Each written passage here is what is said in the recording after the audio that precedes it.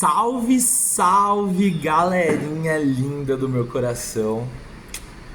Tô gravando esse vídeo do ladinho de vocês, por isso que eu vou falar baixo, pra vocês não ouvirem. Dane-se também, né? Mas estou com o coração apertadinho, porque vai ser o último vídeo de revisão que eu estou gravando pra vocês. Ai, meu Deus, como vai ser a minha vida sem dar aula pra vocês? Não sei, não quero pensar. Não chorem, vou tentar não chorar. Gente, vamos lá então fazer a nossa revisão para avaliação, né? E como vocês viram, né, nos temas eu coloquei do Vargas, do Estado Novo, né, do Vargas, até os primeiros anos da ditadura militar, tá? Então eu vou fazer aí uma revisão passando desde do Estado Novo até a ditadura, fechou? Então, começando pelo Estado Novo, né? Como a gente sabe, o Estado Novo começa em 1937, né? Quando o Vargas ele vai então dar um golpe, né, de Estado para permanecer no poder. A sociedade muito polarizada, né, com grupos de extrema direita e grupos de extrema esquerda atuando no Brasil, e ele vai se aproveitar dessa situação, né, de polarização para forjar um suposto golpe comunista, o Plano Cohen, né, como a gente sabe muito bem. E a partir do Plano Cohen, um documento forjado, né, que foi escrito ali pelo general Mourão Filho, né, pelo ministro da guerra dele, que vai, né, grosso modo assim, dizer que ele, né, encontrou um plano, que nesse plano estaria ali, né, os comunistas articulando um golpe de Estado para instaurar no Brasil um governo comunista, né? E aí, a partir deste Plano Cohen, um documento forjado, o Vargas sai, né, como herói, né? Bom, se o Brasil vai cair no comunismo, entreguem o poder para mim, que só eu tenho a capacidade, né, de evitar que o comunismo se instaure no Brasil. E aí, ele instaura um governo ditatorial, né, com uma nova constituição de caráter autoritário, e ele vai então implementar uma ditadura, que é o Estado Novo, né? Uma ditadura muito próxima, né, das características do que são os governos fascistas europeus, com censura, com perseguição aos opositores e principalmente com uma propaganda, né, estatal muito forte feita pelo governo a partir do Departamento de Imprensa e Propaganda, o DIP, né? O DIP ele vai atuar muito fortemente para construir uma imagem sobre o governo Vargas e sobre o próprio Vargas enquanto uma figura política como sendo o pai dos pobres, né? Fazendo o quê? Fazendo propaganda positiva e valorizando tudo aquilo que o Vargas fazia supostamente para os trabalhadores. É aí então que ele vai, né, criar todo um discurso de valorização do trabalho, né? A gente pode pensar nisso com a própria ação na cultura, né, daquela música que a gente ouviu em aula, o Bonde de São Januário, que fala, né, quem trabalha é quem tem razão, né? E isso vai se constituir numa ideologia que o Vargas constrói, que nós chamamos de trabalhismo, né? De valorização do trabalho. E esse trabalhismo, ele vai, de certa forma, ser responsável por construir a imagem do Vargas como pai dos pobres. E aí por quê? Né? Porque associado a esse trabalhismo e essa doutrina de, bom, o trabalhador ele precisa ter disciplina, ele não pode fazer greve, ele tem que trabalhar, em troca disso, os direitos trabalhistas. Não é à toa que a consolidação das leis do trabalho, a CLT, ela é promulgada em 1942, justamente durante o Estado Novo. Então o trabalhismo ele funciona pra gente como uma espécie de política de troca.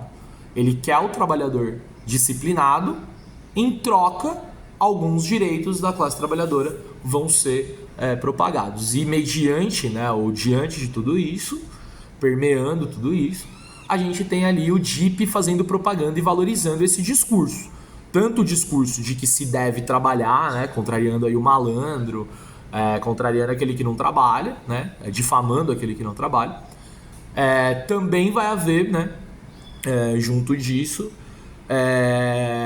a consolidação, né, das leis do trabalho, né? No plano econômico, o governo Vargas, ainda no Estado Novo, ele dá muito pano para manga, né? Por quê? Porque a gente sabe que durante o Estado Novo o Brasil vai se industrializar, as primeiras indústrias de base vão ser feitas, muito associado ao capital norte-americano. Talvez seja uma das grandes características econômicas do primeiro governo Vargas em comparação ao segundo governo Vargas, né? Ele vai ter, então, além dos empréstimos que vai servir, né, para o Brasil entrar na Segunda Guerra Mundial, mas vai servir para se construir as indústrias de base no Brasil, né, a Companhia Vale do Rio Doce, a Companhia Siderúrgica Nacional, 41 e 42, vão ser criadas com esse empréstimo. Mas, além desse empréstimo, também o primeiro governo Vargas é um governo muito aberto e muito associado ao capital norte-americano. Né? O Brasil ainda era muito vítima da ação do capital norte-americano durante o Estado Novo. O Vargas ele é deposto, né, em 45. Vocês sabem que ele é deposto em 45 não por uma questão econômica e também não por ações ali, né, da elite econômica brasileira. A elite econômica brasileira está muito feliz porque há uma associação entre capital norte-americano e capital brasileiro que favorece, né, a elite brasileira, tanto a elite empresarial como a elite agrária. E ele vai ser deposto em 45 por uma questão política, né? Era uma ditadura. E aí a participação do Brasil na Segunda Guerra Mundial expõe essa contradição. O Brasil vai para a Europa combater um regime totalitário. E no Brasil, internamente, vive-se um regime totalitário. O Vargas vai ser deposto por um caráter político, né? Porque ele tinha um regime autoritário. O Dutra governa com medidas muito contraditórias, né? E uma economia que não vai se desenvolver. E aí o Vargas volta em 51, pela primeira vez eleito nos braços do povo, com uma votação muito expressiva, né?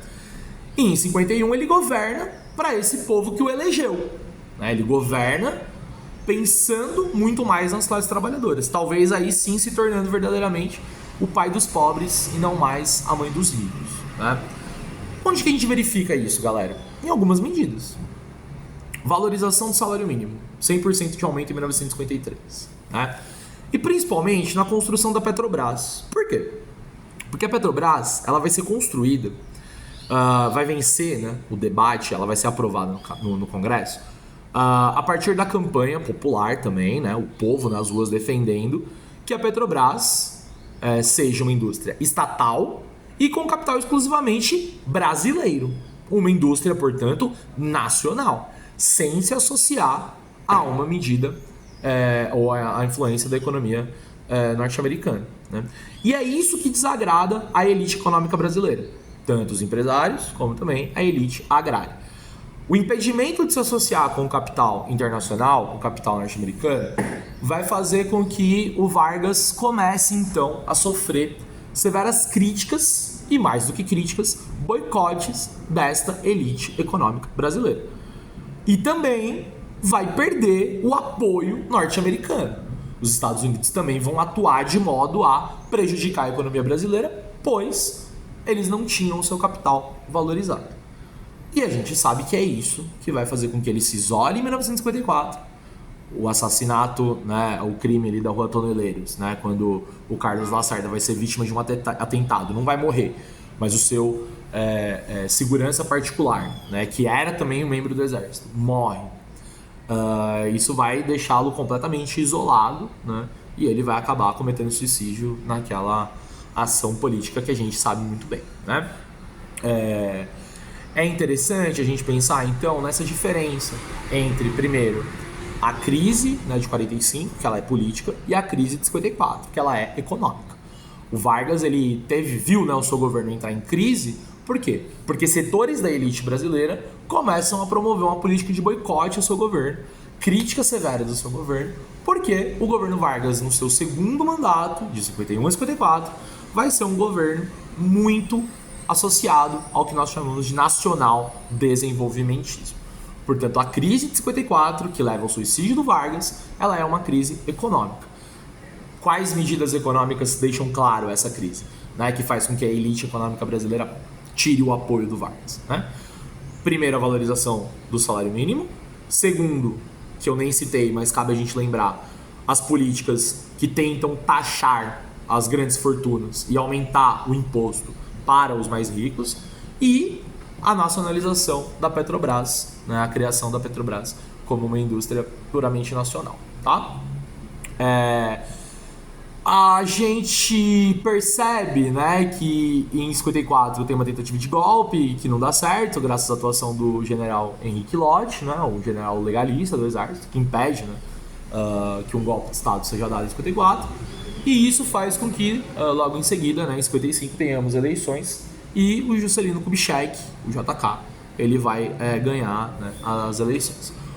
Apesar do governo do Juscelino Kubitschek, né, ele ser caracterizado como um governo também que tenha, né, o nacional desenvolvimentismo, ele é um pouco diferente do nacional desenvolvimentismo do Vargas, né? Por quê? Substancialmente, porque o Juscelino Kubitschek ele promove a entrada dos capitais norte-americanos, principalmente norte-americanos, internacionais de maneira geral, mas norte-americanos em particular, no Brasil. Com isso, o plano de metas, né, do governo do Juscelino Kubitschek é um plano que vai usar o dinheiro do Estado para construir a base da economia.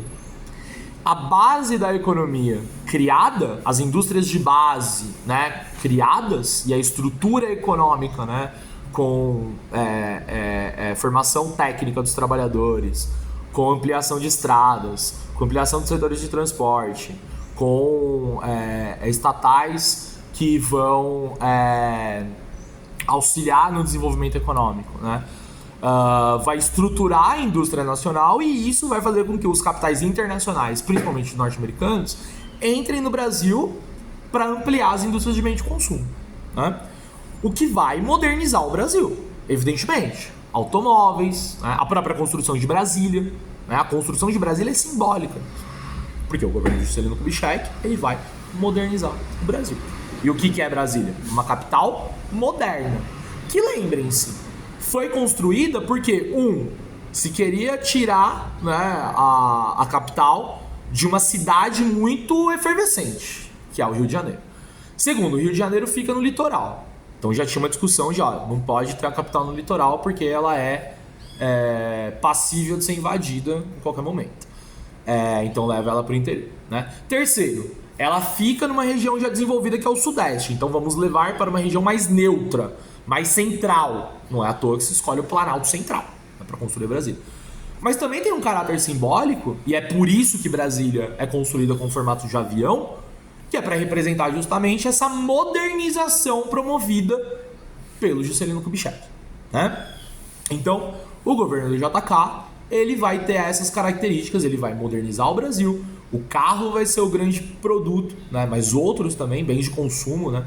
Como aparelhos para escutar música, rádios, né? Enfim, vão ser muito desenvolvidos, uma tecnologia vai entrar no Brasil. Mas é importante que a gente ressalte que o governo de Juscelino Kubitschek ele amplia as desigualdades regionais brasileiras, eles ampliam a desigualdade social brasileira, endivida o Brasil, né? Porque entra aí muito capital internacional no Brasil e faz com que o Brasil viva então uma crise de inflação nesse período, né? E aí a gente chega então no governo do Jânio Quadros, no governo de João Goulart. O Jânio Quadros, como a gente sabe, né, um cara que foi eleito com a plataforma política de combate à corrupção, não combateu a corrupção, fez um governo muito controverso, né, foi eleito pelos conservadores, mas adotou medidas que tinha sim um conservadorismo moral, né, na proibição do uso de biquíni, na proibição das rinhas de galo, por aí vai. Ao mesmo tempo, ele tem ali uma ação controversa de condecorar o Ernesto Che Guevara com uma medalha, né, de honra ao mérito, medalha Cruzeiro do Sul, de tentar fazer algumas associações, né, entre o governo cubano e o governo brasileiro, e isso vai fazer com que ele se fique cada vez mais isolado, né?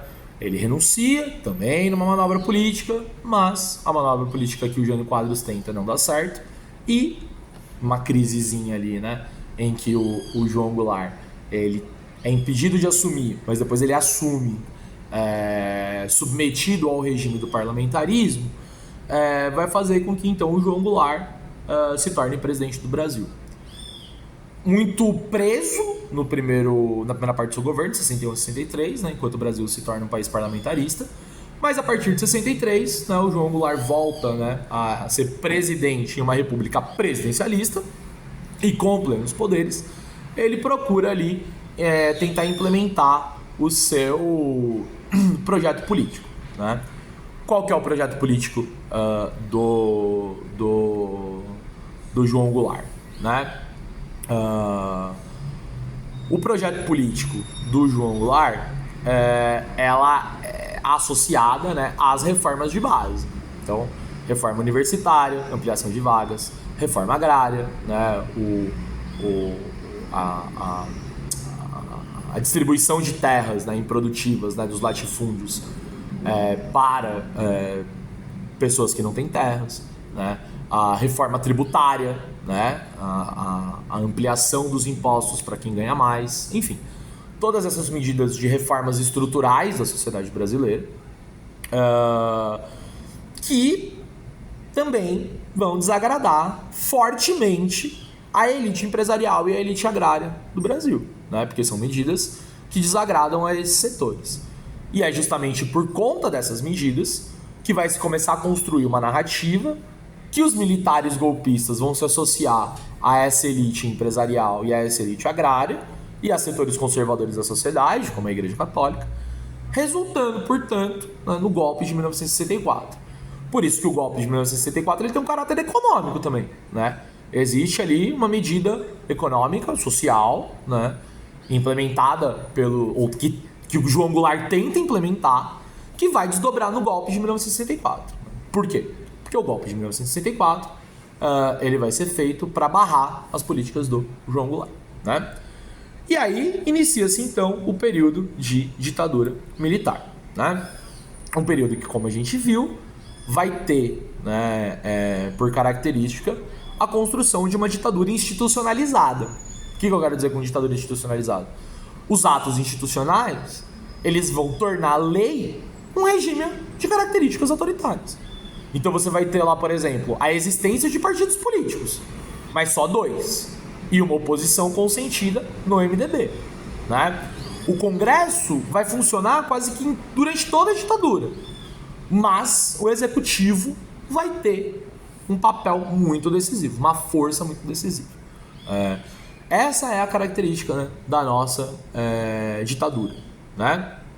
Principalmente a partir da cassação, da perseguição e da cassação de líderes políticos, impedindo assim que novas lideranças surgissem, por exemplo, né? Então, a ditadura militar brasileira até o AI-5 tem essas características, né? Ela é uma ditadura institucionalizada, né? E talvez por isso, né, permeado por censura, né, por perseguição aos opositores, por propaganda feita a partir do Estado, né? Tudo isso vai então ser característico dessa ditadura militar, certo?